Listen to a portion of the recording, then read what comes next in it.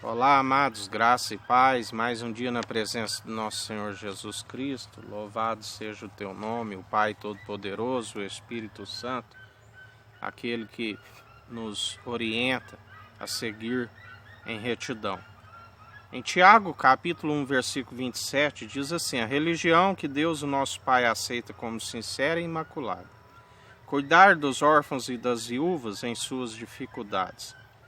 E em segundo, especialmente, não se deixar corromper pelas filosofias mundanas, algo que ele tem nos falado muito por esses dias, né? Sobre não se envolver em vãs doutrinas, filosofias mundanas, que ao invés de nos aproximar de Deus, nos distancia a cada dia mais. Cuidar dos órfãos, das viúvas, dos necessitados é cumprir amar o próximo como a ti mesmo, né?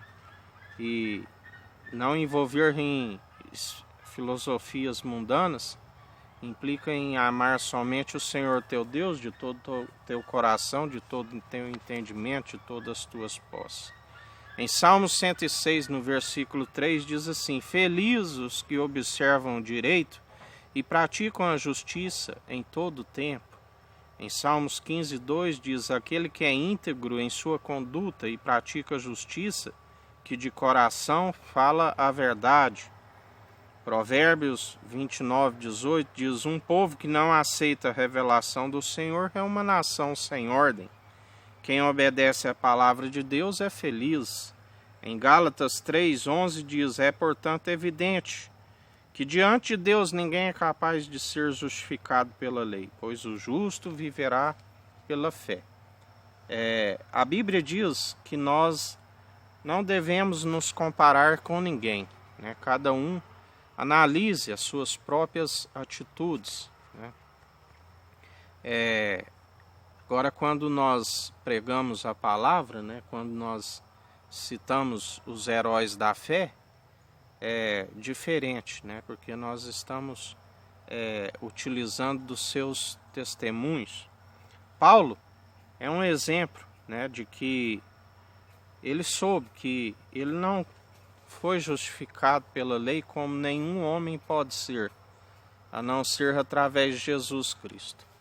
Quando ele era Saulo ainda, que ele teve aquele encontro, que ele perseguia e aquele que poderia lhe dar a vida eterna, e ele teve aquele encontro, Paulo perseverou na fé nele, ele creu, né? Aquela luz que ele encontrou ali. E ele passou a ser uma luz para os povos, para as nações, né? Em momento nenhum ele deixou de pregar a religião imaculada, né? Que o nosso Deus considera como sincera, né? Porque ele cuidou dos órfãos, das viúvas, né? Ele levava o alimento, né? Tanto espiritual como a Bíblia mesmo diz que até entre os seus irmãos ele não quis ser peso nenhum para eles. Quando ele tinha possibilidade ali, ele trabalhou com o povo fabricando tendas, né? Como ele disse, eu não quero ser peso para ninguém. Embora ele diz que aquele que vive do evangelho, né, ele também, se ele leva um alimento espiritual, ele é digno, né, de um alimento de suprir as suas necessidades. Mas ele não se importava com isso, ele não se corrompeu com as coisas deste mundo. Nós vemos, né, até o fim, ele disse: encerrei a carreira, né? Guardei a fé, combati um bom combate. É lógico, como ele mesmo nos ensina, que ele não pôde ser justificado pela lei, porque ele tinha um espinho na carne, que um mensageiro de Satanás o esbofetava. Mas aquilo ali, Jesus disse, né? A minha graça te basta, continua na fé, continua fazendo a minha obra. A Bíblia diz que alguns pecados não são para a morte, né? E porque mesmo nós temos um advogado fiel, e isso que Jesus estava lhe dizendo.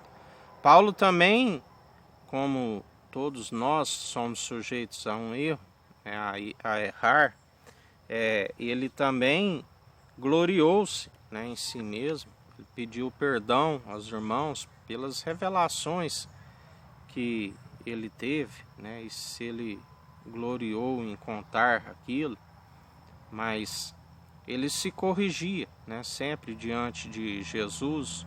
Nota-se quando ele começou o seu ministério, ele não foi ao sacerdócio ali em Jerusalém, né, ele recebeu o chamado direto do mestre e seguiu o chamado, né, ele seguiu ali fazendo o propósito que Jesus o chamou, né, como mente de Cristo, com fé, né.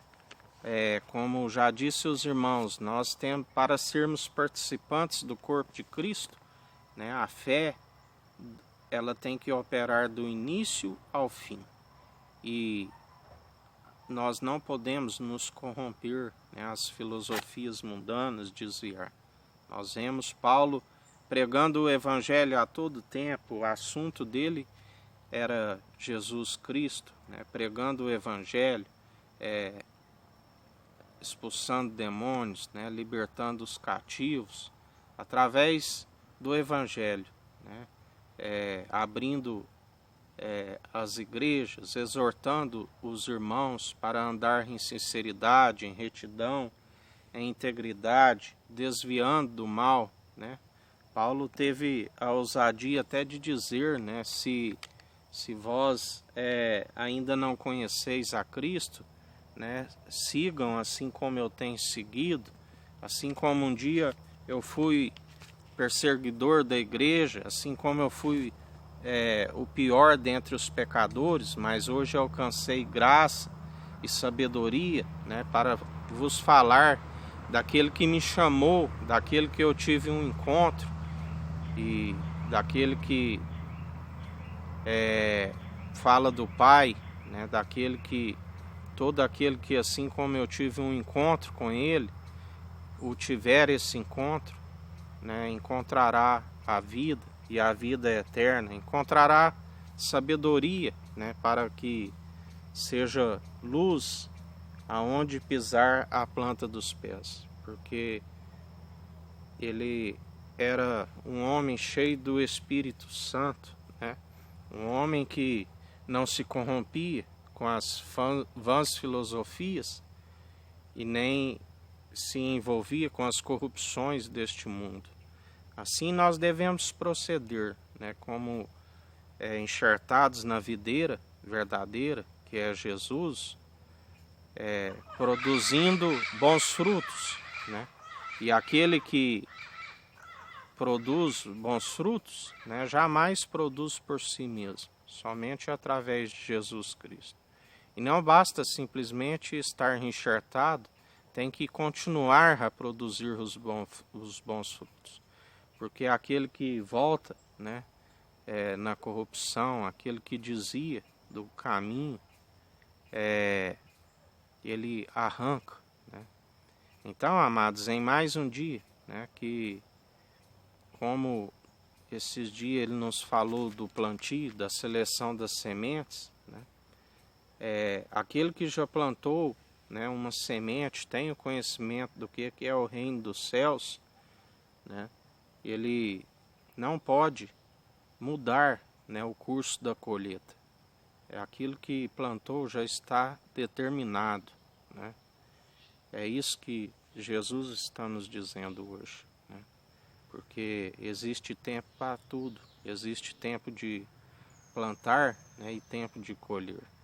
E o que define a colheita é o plantio, né? Amém, amados? Que o Eterno nos abençoe e nos guarde, brilhe o Eterno sua face sobre nós, erga o Eterno sua face sobre nós e nos dirija. Aqui é o irmão Fábio Gomes, Deus te abençoe.